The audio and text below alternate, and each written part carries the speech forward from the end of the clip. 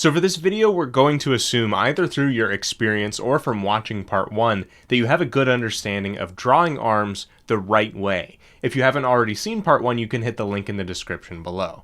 Now though, you want to be able to draw arms the wrong way, on purpose, to stylize them and use them to add something to your characters. Now, even though we tend to think of areas like the head and wardrobe defining our characters, there's a lot you can do with the arms.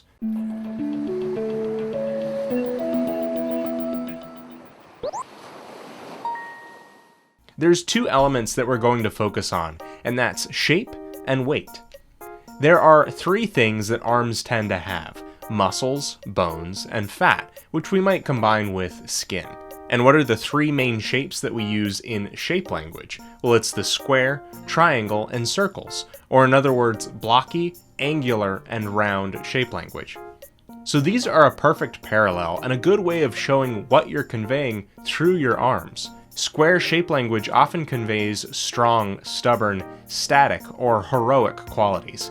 And what better way to use them than using large, bulky muscles? Triangular or angular shape language is often dynamic, nimble, and fast-moving.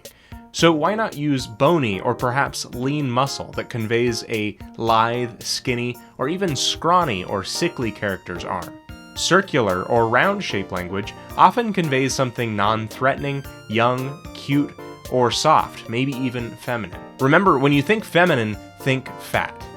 And wow, I know that sounds like a really terrible and ungentlemanly thing to say, right? So actually, female hormones tend to distribute fat more evenly across the body, meaning it also takes inherently more muscle mass to show definition.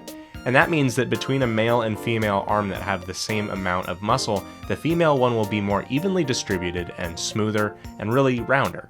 So I'm not calling anyone fat, I'm saying you have fat, which is good and healthy, and for our character design purposes gives us an opportunity to create round arms.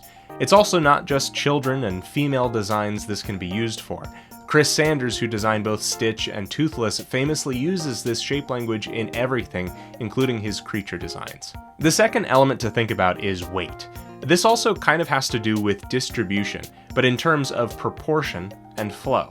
An arm with two segments that are the same size is somewhat static, but having one section larger than the other is inherently a little more exciting. Now, in really basic terms, think about how Popeye has massive forearms compared to his upper arms. And considering that in real life we usually need to build up our upper arms before our forearms gain muscle, this is just a really interesting stylization, or at least a peculiar thing that stands out and creates interest on first blush.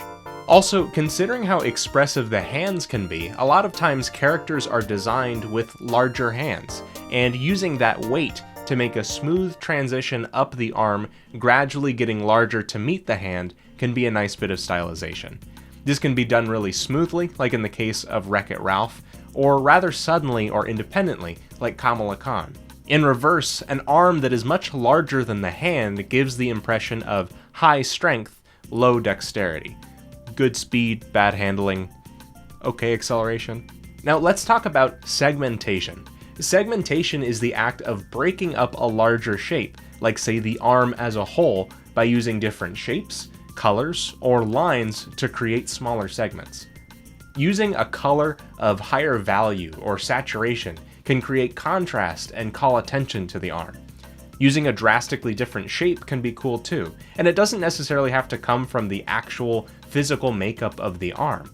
For example, my character Jacqueline has a big breakup in the shapes of her arm because of a large mass of wool in the forearm, along with a shaved pink upper arm. The arm is a great place to accessorize as well. Playing with the style of sleeves on clothes, adding markings like tattoos or paint, building up along the shape of a portion like the way that armor, for example a pauldron, accentuates the shoulder shape that's underneath it, or augmenting the arm with robotic features, little vials or cybernetic things can be cool. Just don't overdo the things that you add to the arm. Not only are you adding to the difficulty when redrawing and moving the arms in space, but you could be overcrowding your character design. You're going to come up with your own style of drawing the arms. As long as you start with the realistic source material and boil it down to your own style choices, make your own decisions, shorthands and shortcuts, you're going to arrive at something that's uniquely your own. Oftentimes, applying some amount of constraint to your character designs will kind of get you thinking about what's really important. Like, say you have to draw characters that are completely flat, but they need to be animated in a believable way. Hopefully, by thinking about the elements that we talked about in this video and the previous one, it'll kind of get your wheels turning on drawing and designing your own arms that'll end up being really interesting character designs. If this video is helpful for you, please give it a like and perhaps share it with someone else that you think would benefit from it. If you'd like to keep my forge burning, you can go to patreon.com/bageldenizen and get a ton of things in return. I'm making new videos every week here on Character Design Forge, Tuesdays at 4 p.m. Eastern. Subscribing on YouTube lets you know when new videos are made available. My Instagram, Twitter, and Twitch are all Bagel Denizen. Thank you so much for watching, and have fun creating.